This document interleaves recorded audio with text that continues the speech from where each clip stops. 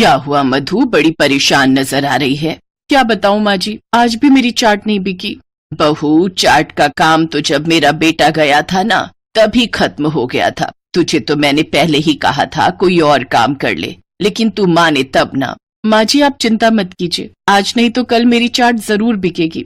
बहू, मुझे अपनी चिंता नहीं है, लेकिन मेरे मरे हुए बेटे के बच्चों को मैं अपनी आंखों के सामने भूख से तड़पता हुआ नहीं देख सकती।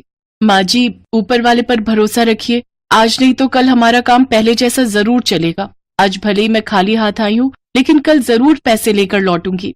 मधु का पति गिरीश चाट का ठेला लगाता था। उसकी चाट खाने के लिए दूर दूर से लोग आते थे, मगर कुछ दिन पहले एक बीमारी के कारण गिरीश की मौत हो गई और घर खर्च चलाने के लिए उसकी पत्नी ने उसका ठेला संभाला।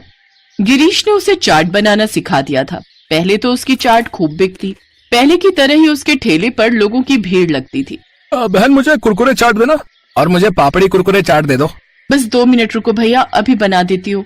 सबको अपनी अपनी पसंद की चाट मिलेगी। शुरुआती दिनों में तो उसकी चाट खूब बिकी, मगर कुछ समय बाद जब उसके ठेले के सामने रमेश ने चाट का ठेला लगा लिया तो सब उसके ठेले पर ही जाकर चाट खाने लगे। अब तो मधु जो भी चाट का सामान बनाकर लाती वो सब बेकार जाता। ये देख मधु मन ही मन कुढ़ती रहती, हे माता रानी, इस गरीब विधवा पर कुछ तो दया करो। अगर मेरी थोड़ी सी भी चाट बिक जाए तो मेरे बच्चों को खाना मिल जाएगा।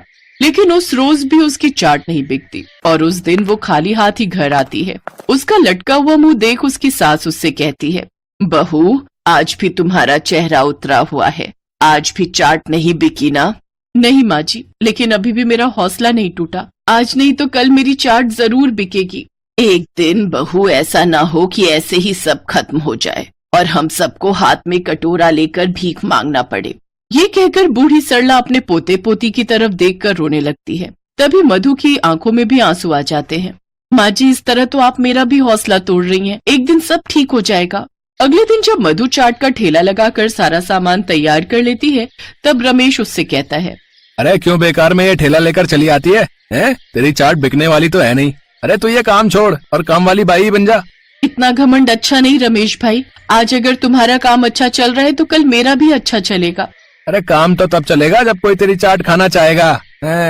उस रोज भी मधु जोर जोर से चिल्लाकर सबको आवाज लगाती है, चाट ले लो, चाट, कुरकुरे चटपटी चाट, दही भल्ला चाट, पापड़ी चाट।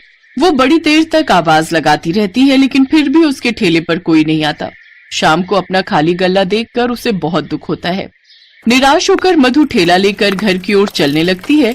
तभी रास्ते में मंदिर के सामने से जब वो गुजरती है तो उसकी सास के वचन उसके कानों में गूंजते हैं और वो ठेला रोककर मंदिर के अंदर चली जाती है और रोते हुए माता रानी से कहती है, हे माँ, इस गरीब पर कुछ दया कर, आखिर मेरे बच्चों को भी तो कुछ खाना दे।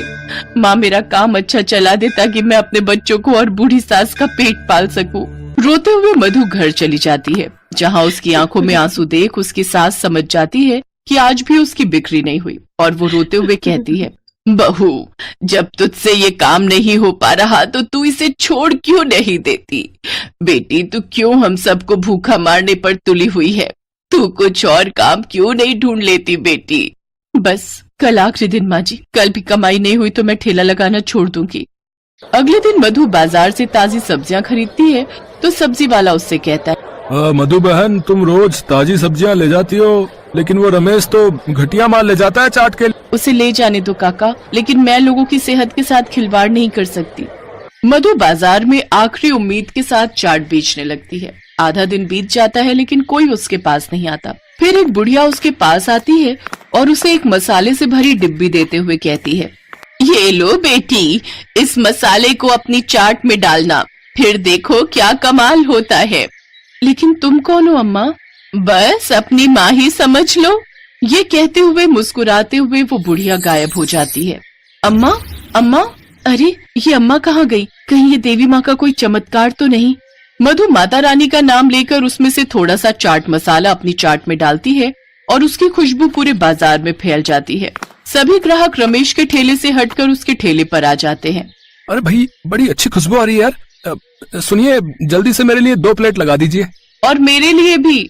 लोगों की बढ़ती भीड़ के कारण सिर्फ 3 घंटे में ही उसकी सारी चाट बिक जाती है और उसका सारा गल्ला नोटों से भर जाता है। वो माता रानी का धन्यवाद करती है और खुशी खुशी घर लौटती है। घर आकर वो सारी बात अपनी सास को बताती है। माँ के मंदिर जाकर वो दोनों उनका धन्यवाद करती हैं।